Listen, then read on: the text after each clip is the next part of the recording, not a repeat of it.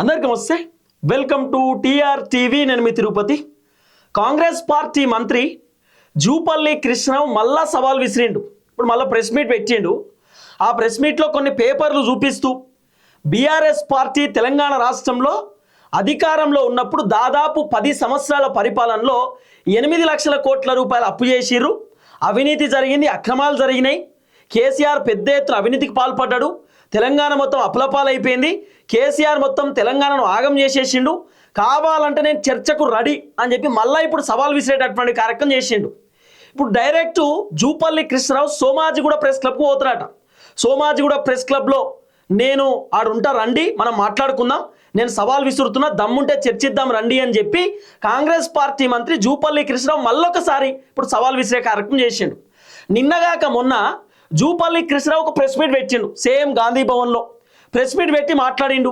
8 లక్షల కోట్ల అప్పు చేసింది బీఆర్ఎస్ గవర్నమెంట్ ఉన్నప్పుడు, హరీష్ రావు అవినీతి చేసిండు, హరీష్ రావు అక్రమాలు చేసిండు, దందాలు చేసిండు అని చెప్పి జూపల్లి మాట్లాడుతూ, నేను కావాలంటే ప్రూఫ్స్ తీసుకొని వస్తా, మీరు అప్పు చేసినట్టుగా నా దగ్గర రికార్డు ఉన్నది, మీరు అప్పు చేసినట్టుగా నా దగ్గర పేపర్లు ఉన్నాయి, నా దగ్గర డాక్యుమెంట్స్ ఉన్నాయి, ఆధారాలు ఉన్నాయి, నేను డైరెక్ట్ బీఆర్ఎస్ పార్టీ ఆఫీస్కే వస్తా, బీఆర్ఎస్ పార్టీ ఆఫీస్లోనే మాట్లాడుకుందాం, బీఆర్ఎస్ పార్టీ ఆఫీస్కే చర్చకు వస్తా అని చెప్పి డైలాగులు చెప్పిండు.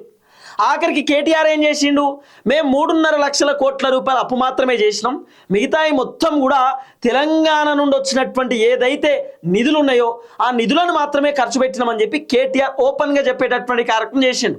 మా దగ్గర ఆధారాలు ఉన్నాయని కూడా నిరూపించుకుంటామని కూడా కేటీఆర్ చెప్పిండు. హరీష్ రావు కూడా గదే మాట చెప్పిండు.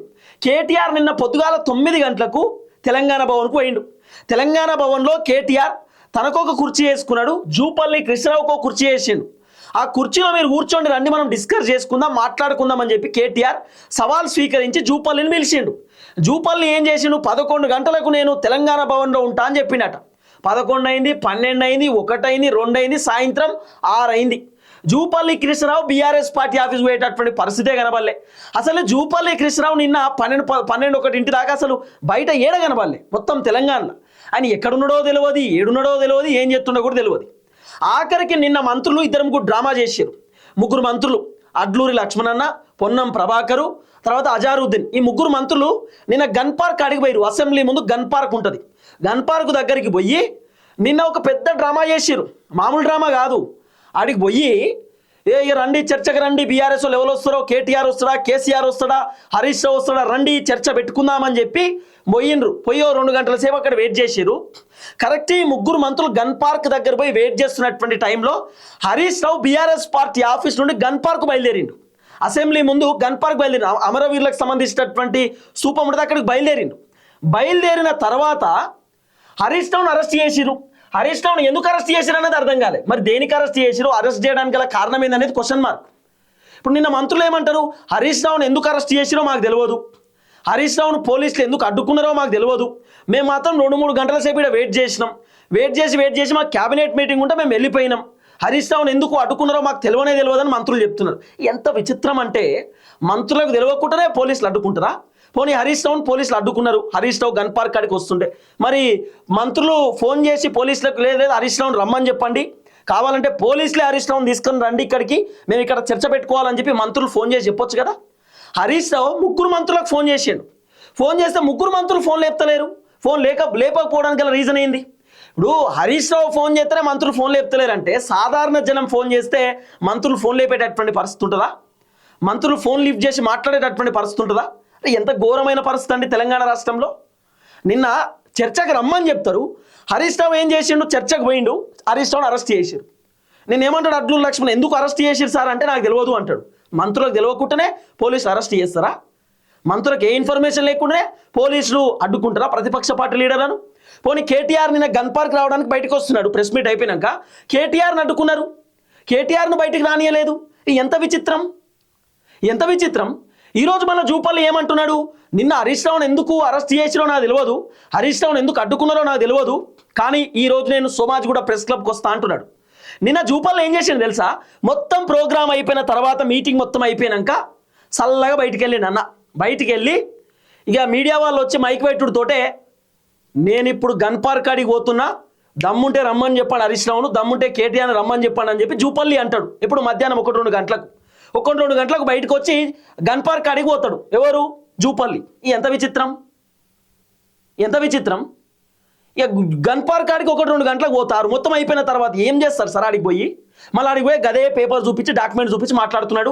7 లక్షల కోట్లు అప్పు చేసిండు కేసీఆర్, 8 లక్షల కోట్లు అప్పు చేసిండు కేసీఆర్, నిరూపించకపోతే నేను రాజీనామా చేస్తా, నేను మొత్తం మంత్రి పదవికి రాజీనామా చేస్తా, ఎమ్మెల్యే పదవికి రాజీనామా చేస్తా అని చెప్తున్నాడు. నేను జూపల్లి కృష్ణరావు అసలు గెలుస్తాడా ఓడిపోతాడా అనేటటువంటి సర్వే కూడా చేపించిన. ఆ సర్వే రిపోర్ట్ నేను నెక్స్ట్ వీడియోలో బయట పెడతా. నెక్స్ట్ వీడియోలో చాలా అద్భుతంగా బయట పెడతా నేను. అసలు ఏం విచిత్రం ఇది. నిన్న పోలేదు, మీటింగ్ మొత్తం అయిపోయినాక పోయిండు, హరీష్ రావును అరెస్ట్ చేయించిండు, కేటీఆర్ అరెస్ట్ చేయించిండు. జూపల్లి 1 గంటలకు పోయి మళ్ళీ హరీష్ రావును రమ్మంటాడు. హరీష్ రావును ఆల్రెడీ అరెస్ట్ చేసారు పోలీసులు. ఏడికొస్తాడు హరీష్ రావు బయటికి? పోలీసులు రానిస్తారా? రానియరు. ఎంత పెద్ద డ్రామా చూడండి. అంటే మంత్రులే సవాల్ విసురుతారు, మంత్రులు మళ్ళీ ప్రతిపక్షం వాళ్ళని రానియరు. ఇజ్జత్ పోయింది నిన్న కాంగ్రెస్ ప్రభుత్వాన్ని తెలుసా? ఇజ్జత్ ఖరాబ్ అయింది నిన్న. రమ్మని చెప్పిర్రు, ప్రభుత్వమే పారిపోయిందంతా, మంత్రులు పారిపోయారు, లేరు మంత్రులు. ఏం చేయాలా? సాయంత్రం వరకు వెయిట్ చేయాలి మంత్రులు అవసరం అనుకుంటే. హరీష్ రావును ప్రోటోకాల్ అంటే హరీష్ రావును వెహికల్స్ ఇచ్చి, ప్రోటోకాల్ వెహికల్స్ ఇచ్చి 2 అటొకటి ఇటొకటి కార్ పెట్టి తీసుకొని రావాలి హరీష్ రావును. అక్కడికి తీసుకొచ్చి హరీష్ రావుకు కుర్చీ పెట్టి మంత్రులు కుర్చీ పెట్టుకొని హరీష్ రావును ప్రశ్నలు అడగాలి, హరీష్ రావు ఆన్సర్ చెప్పాలి.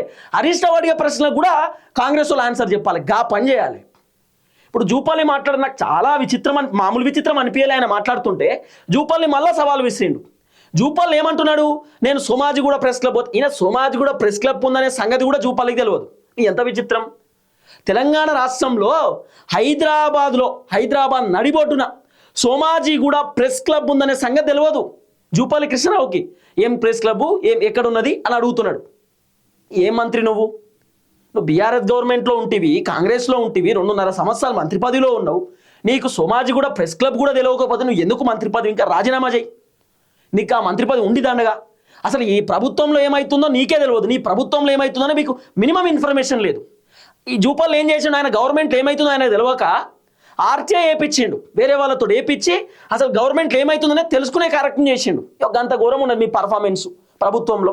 ఇంకా మీరు అసలు ఈ ఎందుకు సవాల్ విసురుతున్నారు, మీ ఇజ్జత్ ఎందుకు తీసుకుంటున్నారో అర్థమైతలేదు. సరే, ఈ వీడియో అయితే వినండి. ఆ తర్వాత హరీష్ రావు అడ్డంగా ఇరికిచ్చిండు జూపల్లిని, అది కూడా మనం మాట్లాడదాం. జూపల్లి ఏమన్నాడు ఒకసారి వినోది. నేను ఏం జరిగింది, నేను గాంధీ భవన్ లో నాకు ఈరోజు నిన్న డ్యూటీ ఉండింది కాబట్టి వచ్చిన ప్రజలకు దరఖాస్తు తీసుకుంటా ఉన్నా, అక్కడికి వెళ్ళి బయలుదేరామని. ఇంతలోపే అక్కడ ఉన్నటువంటి హరీష్ రావు అదేది టిఆర్ఎస్ భవన్కి వెళ్ళి అమరవీర స్తూపం కాడికి బయలుదేరిండు అన్నాడు. నేను ఇమీడియట్ గా ప్రెస్ వాళ్ళకి చెప్పాను, నేను కూడా అమరవీర స్తూపం కాడికి వస్తున్నా అని చెప్పిన. సరే, ఈ మధ్యలోనే అంతకంటే నాకంటే ముందు మంత్రులు మీటింగ్ పెట్టినారు అక్కడ. సో వాళ్ళు వెయిట్ చేసిపోయారు, నేను వచ్చాం. సరే, ఈ మధ్యలో అరెస్ట్ చేసాడు. అది సరే, పోలీసు వాళ్ళు ఎందుకు అరెస్ట్ చేసింది అనేది లా అండ్ ఆర్డర్ ప్రాబ్లం. ఇంకో విషయం తెలియదట, పోలీసులు ఎందుకు అరెస్ట్ చేసినా నాకు తెలియదు. ఇది ఎక్కడ మాట? ల్యాండ్ ఆర్డర్ ఇష్యూ కావద్దని మీరు చెప్పాలి కదా ఫోన్ చేసి. ఓన్లీ హరీష్ రావుని మాత్రమే తీసుకొని రండి, లేకపోతే మేమే వస్తామని ఇట్లా కదా మీరు మాట్లాడాల్సింది. ల్యాండ్ ఆర్డర్ ప్రాబ్లం అవుతుంది ఏందో మరి ఇదంతా ముందు తెలియదా? సవాల్ విసిరినప్పుడు తెలియదా? సవాల్ విసిరి నువ్వు రా మాట్లాడుకుందాం, చర్చించుకుందాం రా అని చెప్పే ముందు తెలియదా? ల్యాండ్ ఆర్డర్ అప్పుడు గుర్తుకు రాలే? మరి ల్యాండ్ ఆర్డర్ ఇష్యూ అవుతుంది, ఇబ్బంది అవుతుంది అనే ఆలోచన అప్పుడు లేదా? సవాల్ విసిరినప్పుడు నేను తెలంగాణ భవన్కి వస్తా అని చెప్పినప్పుడు లేదా మంత్రి గారు? అన్నీ మీరే మాట్లాడతారా? అంటే ఇప్పుడు మళ్ళీ మీరే సవరించుకునే కార్యక్రమం చేస్తున్నారు. మాట్లాడేది మీరే, మాటను వెనక్కి తీసుకునేది మీరే. మళ్ళీ ఎంత విచిత్రం చూడండి. ఇంకో వీడియో కూడా వినండి. చెప్పు సార్. నేను ఈ రోజు కూడా నేను రమ్మంటే, ఈ రోజు కూడా మీరు సిద్ధమంటే, అదేది మన తెలియదు ఏం తెలియదు మనకి. మనం మంత్రికి ఏం తెలియదు. సోమాజిగూడ ప్రెస్ క్లబ్ ఉందనే సంగతి కూడా మంత్రికి తెలియదు. ఏందది అంటుండు. ప్రెస్ అంతే, ఏడున్నదో తెలియదు మనకు. సోమాజిగూడలో ప్రెస్ క్లబ్ ఉందనే సంగతి తెలియదు, అది సోమాజిగూడలో ఉందనే సంగతి కూడా తెలియదు మనకు. మనం మంత్రి 2.5 సంవత్సరాలు అవుతుంది నువ్వు మంత్రి పదవులు ఉండి. గట్లకెళ్ళే పోతావు కదా సార్, అక్కడికెళ్ళే తిరుగుతావు కదా. ప్రెస్ క్లబ్ ముంగటికెళ్ళే ప్రెస్ క్లబ్ బోర్డు ఒక్కసారి కూడా చూడలే. ప్రెస్ క్లబ్ తెలియదా? హైదరాబాద్లో ఉన్న ప్రెస్ క్లబ్ ఏందని అడుగుతున్నాడు మీడియా వాళ్ళు చెప్తున్నారు సోమాజిగూడ ప్రెస్ క్లబ్ అని. ఇప్పుడు ప్రెస్ క్లబ్ అంతా ఏడున్నదో తెలియదు ఆయనకు. చూడు, ఇది కూడా చూడరు వీడియో, ఎంత విచిత్రమో. ప్రెస్ క్లబ్ కు సోమాజిగూడ ప్రెస్ క్లబ్ తెలియదు మనకు. సోమాజిగూడ ప్రెస్ క్లబ్ వస్తా నేను కట్టుబడి ఉన్నా. ఎందుకంటున్నా, టైం చెప్పండి 4 గంటలుగా పోనీ 5 గంటలకు ఫైన్ 5ంటికి నేను వస్తా.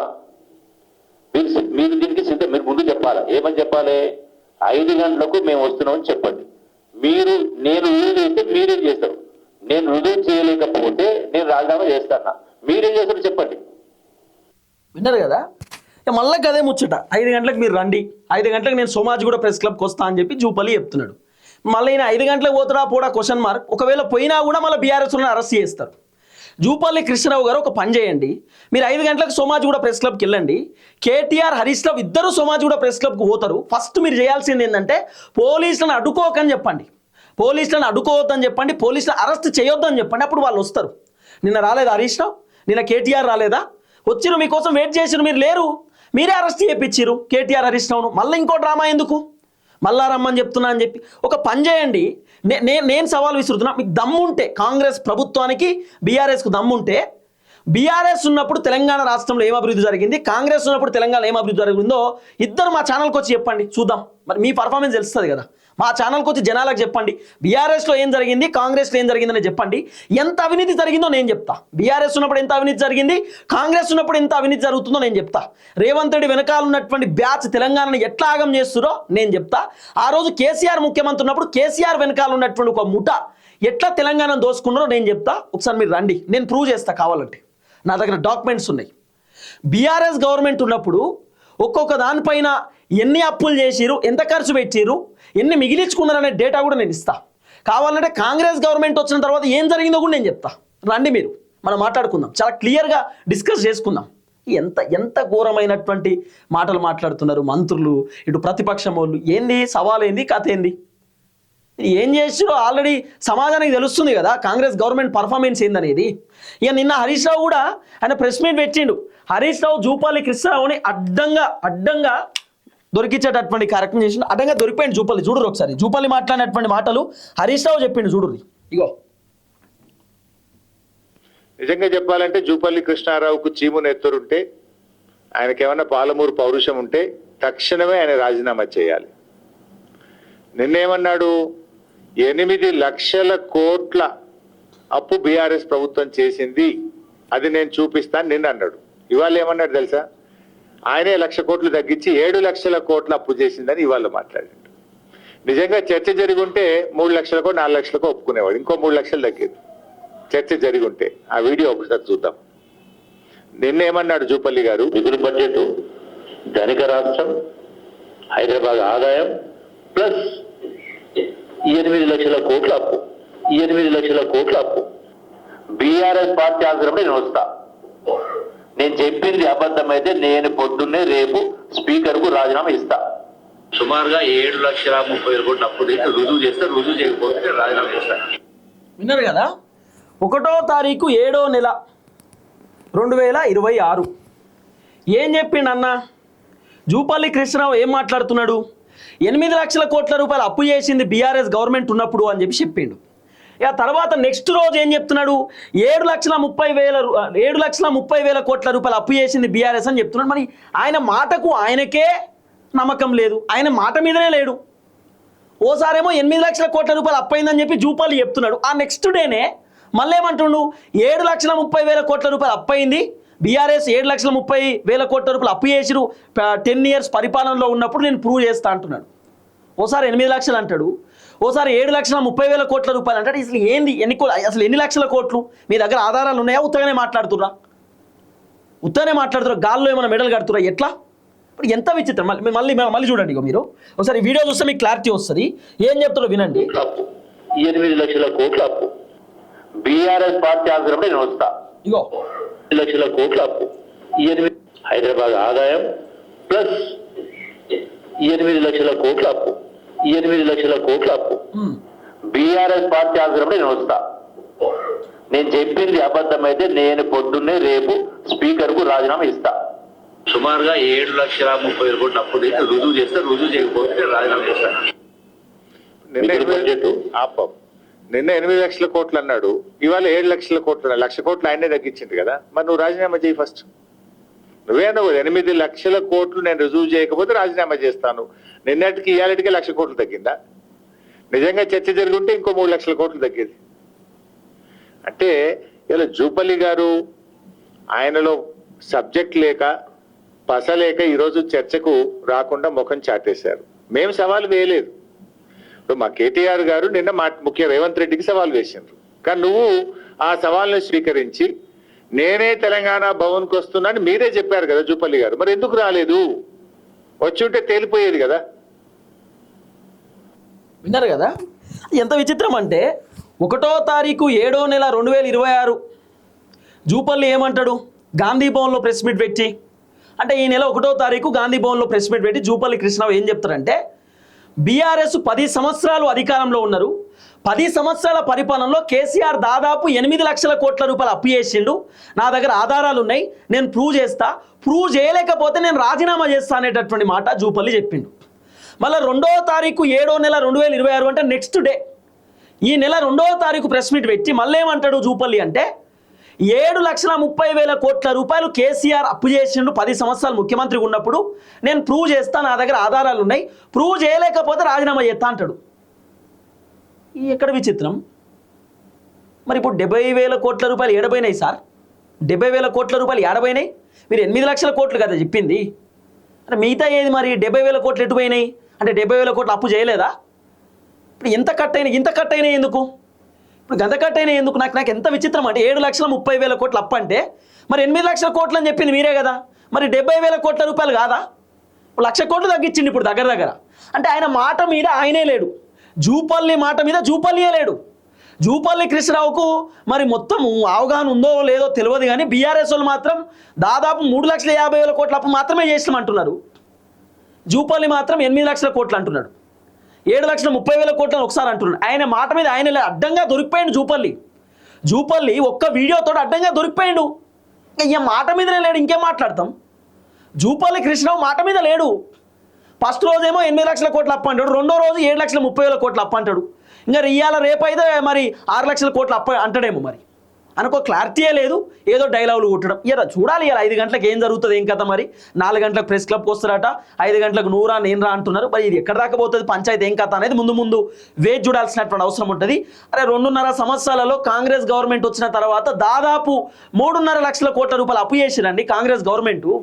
ఇంకా కాంగ్రెస్ గవర్నమెంట్ సక్కదనం ఏమున్నది, వీళ్ళు కదే కదా అప్పులు చేసేది, ఇంకా వీళ్ళేం మాట్లాడుతున్నారు? నాకు చాలా విచిత్రం అనిపిస్తున్నది.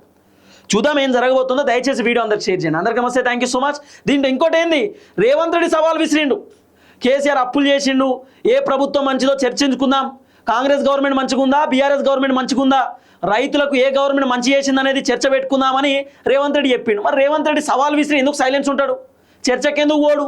కేటీఆర్ ఒకసారి సోమాజిగూడ ప్రెస్ క్లబ్లో కూర్చొని రేవంత్ రెడ్డి నమ్మంటే రేవంత్ రెడ్డి పోలే, ఢిల్లీకి పారిపోయాడు. ఏందన్నట్టు అసలు అర్థమైంది?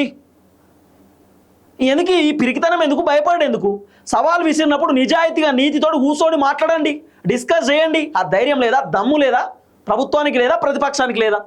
కూర్చొని మాట్లాడండి, చూద్దాం ఏం జరగబోతుందో. సాయంత్రం వరకు వెయిట్ చేద్దాం. అందరికీ నమస్తే, థ్యాంక్ యూ సో మచ్. జై తెలంగాణ.